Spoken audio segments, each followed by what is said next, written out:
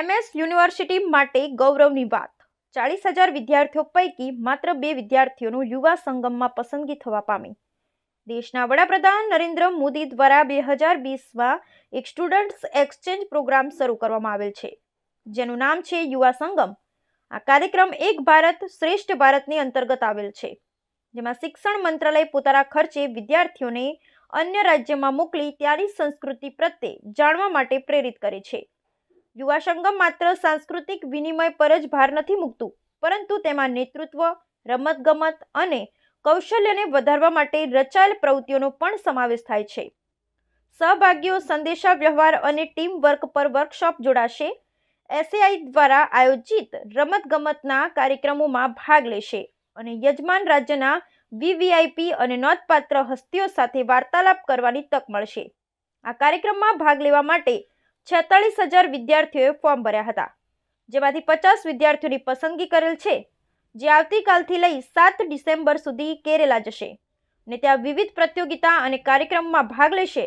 આ કાર્યક્રમ અંતર્ગત MS યુનિવર્સિટીના બરોડાના ફેકલ્ટી ઓફ મેનેજમેન્ટ સ્ટડીઝ ડિપાર્ટમેન્ટના 2 સ્ટુડન્ટની પસંદગી થયેલ છે, જેમનું નામ છે ખુશી વાંકાની અને ધ્રુમિલ મિસ્ત્રી. આ બંને વિદ્યાર્થીઓ અત્યારે MBAના પ્રથમ વર્ષમાં અભ્યાસ કરે છે. ત્યારે MS યુનિવર્સિટી માટે ગર્વની વાત છે, કારણ કે ગુજરાતભરમાંથી 46,000 વિદ્યાર્થીઓએ આ ફોર્મ ભર્યું હતું અને માત્ર 50 વિદ્યાર્થીઓ જ્યારે પસંદગી થવા પામી અને તેમાં પણ યુનિવર્સિટીમાંથી અસંખ્ય વિદ્યાર્થીઓએ ફોર્મ ભર્યા હતા અને આ 2 વિદ્યાર્થીઓ જ્યારે પસંદ થયા છે ત્યારે તેનામાં તેમજ મેનેજમેન્ટમાં ખુશી જોવા મળી હતી.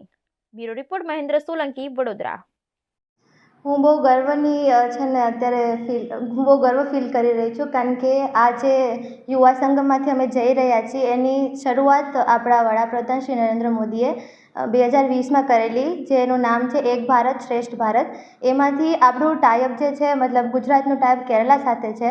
તો આપણા સ્ટુડન્ટ્સ ત્યાં જશે, એ લોકોની સંસ્કૃતિ જોશે, ત્યાંના લોકોને મળશે અને એ બધું ઓબ્ઝર્વ કરશે અને સેમ ત્યાંથી પણ લોકો અહીંયા આવીને આપણા ગુજરાતની સંસ્કૃતિ જોશે અને છે ને શીખશે એમાંથી. અને અમે પણ ત્યાં છે ને પૂરેપૂરી કોશિશ કરશું કે ગુજરાતનું જે ગર્વ છે અને ગુજરાતનું નામ છે ત્યાં રોશન કરીને આવી. મેનેજમેન્ટ ફેકલ્ટીમાં ભણો છો, ક્યાંક તમારી એવી અહીંયા ભણતર સારું હશે જેને લઈને તમે સિલેક્ટ થયા છો, શું કહેશો ફેકલ્ટી વિશે? હું ફેકલ્ટીનો બહુ આભાર વ્યક્ત કરું છું, કારણ કે અમારા સરે અમને આ યુવા સંગમ વિશે જાગૃત કર્યા, એના લીધે અમે એમાં પાર્ટિસિપેટ કર્યું અને આજે અમને આખા ગુજરાત તરફથી સિલેક્ટ થઈ અને ત્યાં જવાનો મોકો મળ્યો છે. તો હું બહુ થેન્કફુલ છું એના માટે. શું નામ આપણું આખું? ખુશી વાંકાની. હું રાજકોટથી બિલોંગ કરું છું. મારું નામ મિસ્ત્રી ધ્રુમિલ રાજેશ કુમાર. હું ફેકલ્ટી ઓફ મેનેજમેન્ટ સ્ટડીમાં અભ્યાસ કરી રહ્યો છું અને અમે કેરલા જઈ રહ્યા છે કલ્ચરલ એક્સચેન્જના પ્રોગ્રામ હેતુથી. ત્યાં અમને કેરલા લઈ જશે ગુજરાત સરકાર તરફથી. અમારે ત્યાં જઈને ત્યાંના કલ્ચર અને એ ત્યાંનું રહેણી કરણીને એ બધું જોવાનું છે અને એના પર રિપોર્ટ લખીને અમારે ત્યાં આપવાનો છે.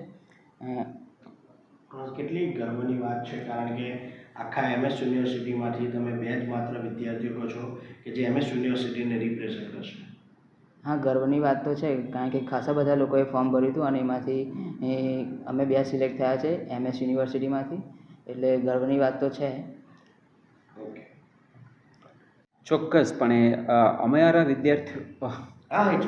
અમે અમારા વિદ્યાર્થીઓને AICT દ્વારા સ્પોન્સર્ડ યુવા સંગમ પ્રવૃત્તિ માટે પાર્ટિસિપેટ કરવા માટે પ્રોત્સાહન આપેલું. AICTએ આ અનુસંધાને ગુજરાતભરમાંથી ટેકનિકલ સંસ્થાઓના વિદ્યાર્થીઓ પાસેથી યુવા સંગમમાં ભાગ લેવા માટે ઓનલાઈન અરજીઓ મંગાવેલી. અમે અમારા વિદ્યાર્થીઓને આ